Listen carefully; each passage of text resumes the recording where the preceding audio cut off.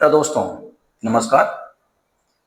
आज हम शुरू करते हैं प्रकाश का अपवर्तन। चलिए स्टार्ट करते हैं प्रकाश का अपवर्तन। तो हेडिंग लगाइए प्रकाश का अपवर्तन।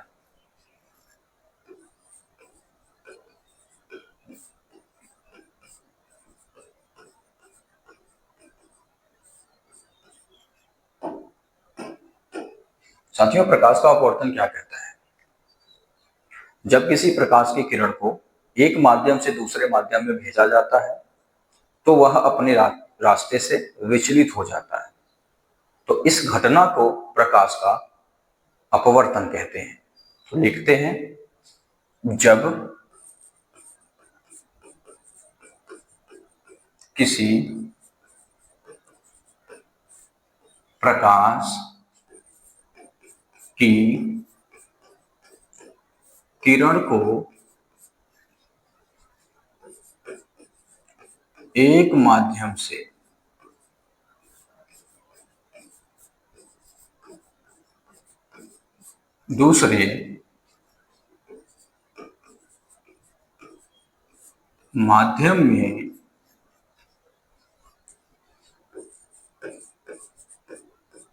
दूसरे माध्यम में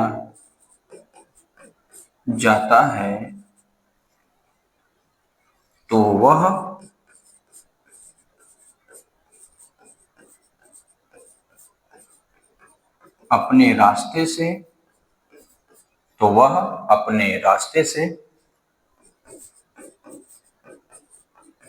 विचलित हो जाता है।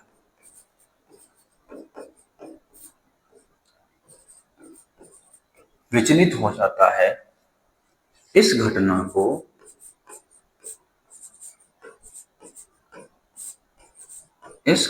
को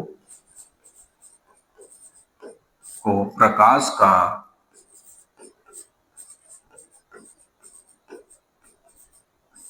अपवर्तन कहते हैं।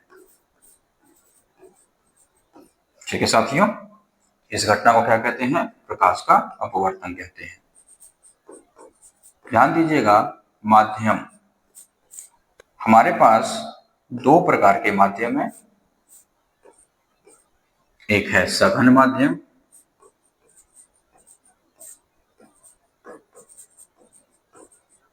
और दूसरा है विरल माध्यम।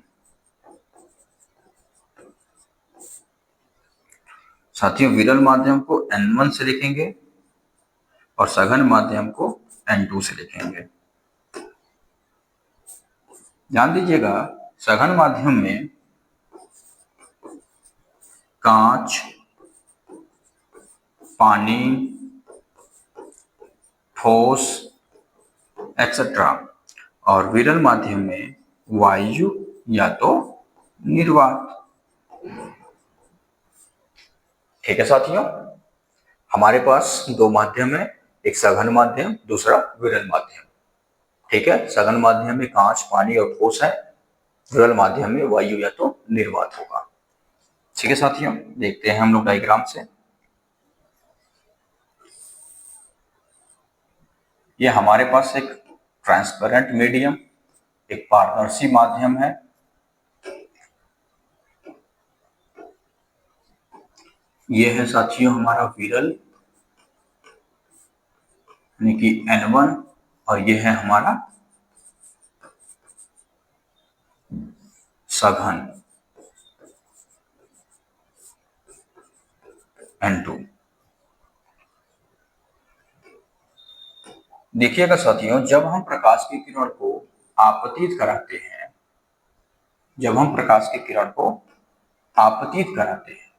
इसे हम कहते हैं आपतित किरण।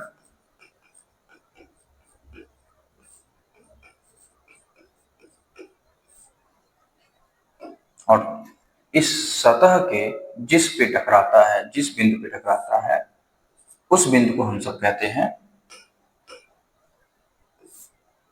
इस बिंदु को हम लोग कहते हैं आपतन बिंदु।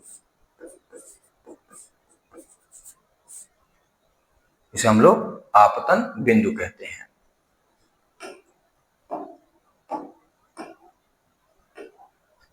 और साथियों, इसी आपतन बिंदु पर एक अभिलंब का निर्माण हो जाता है।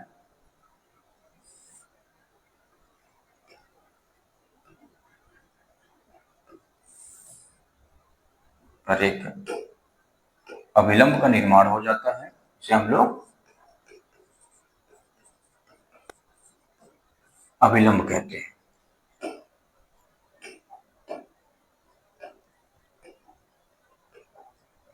ध्यान दीजिएगा साथियों, यहाँ पर अगर कोई माध्यम नहीं होता, तो ये प्रकाश की किरण बिल्कुल सीधे जाती, परंतु माध्यम होने की वजह से ये अभिलंब की ओर झुक जाती है।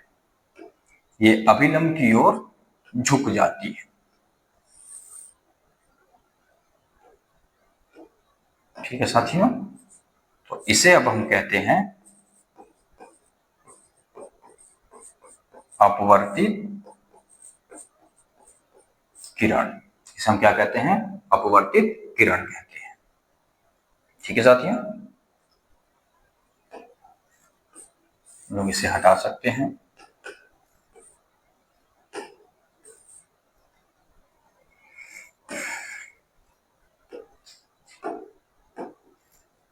ये जो कोण होता है आपका आई, ये जो कोण होता है आपका आर। आई को कहते हैं आपतन कोण और आर को कहते हैं अपवर्तन कोण। ठीक है साथियों, तो हमने क्या देखा कि जब प्रकाश की किरण को विरल माध्यम से सघन माध्यम में भेजते हैं तो वह अभिलंब की ओर झुक जाती है। तो इस घटना को हम लोग प्रकाश का अपवर्तन कहते हैं। साथियों, अगर माध्यम बदल दिया जाए,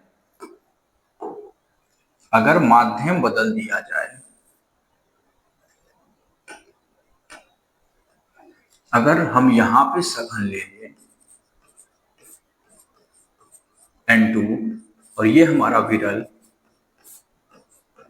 N1 और ये हमारा माध्यम AP, जब हम प्रकाश की किरण को आपतित कराएंगे, तो ये हमारी हो गई आपतित किरण।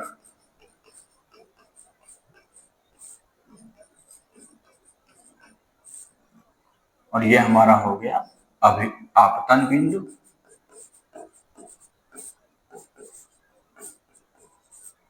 ये हमारा हो गया आपतन बिंदु और इस पे बनेगा अभिलंब।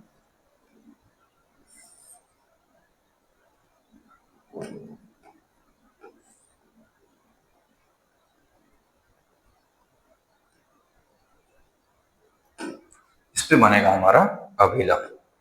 तो ये है हमारा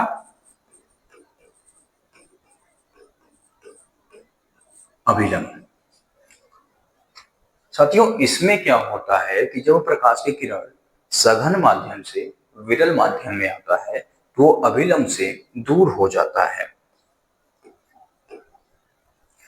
ये साथियों अभिलंब से दूर हो जाता है। इसे हम क्या कहेंगे? अपवर्तित किरण।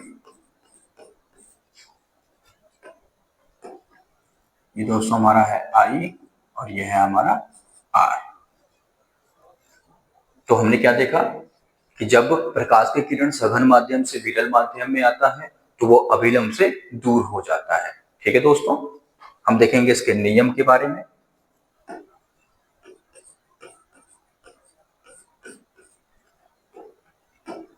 साथियों, पहला नियम हमारा ये है, आपतित किरण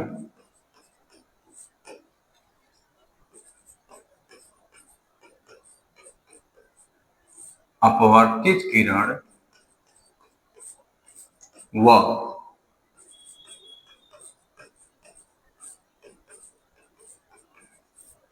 आपतन बिंदु पर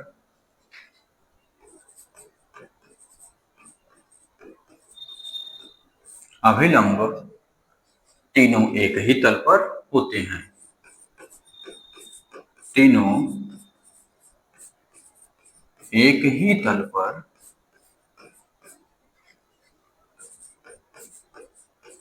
होते हैं।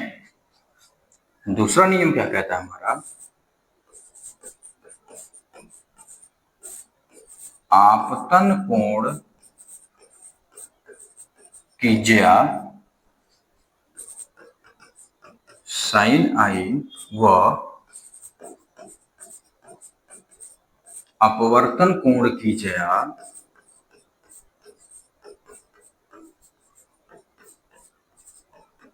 साइन आर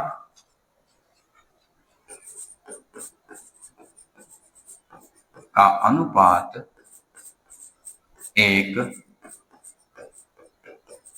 नियतांक होता है।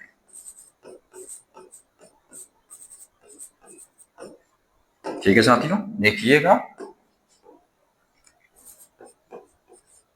साइन आई बटे sine r is equal to n. N क्या है हमारा, नियतांक।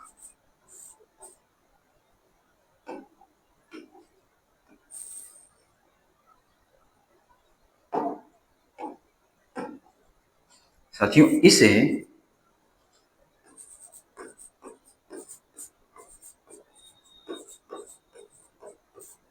स्नेल का नियम भी कहते हैं।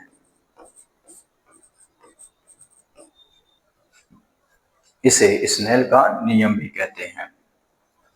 ठीक है साथियों, तो आई होप आज आपको समझ में आया होगा। अगर आप हमारे चैनल पर नए हैं तो आप हमारे चैनल को लाइक, सब्सक्राइब और शेयर जरूर करें। Thank you very much.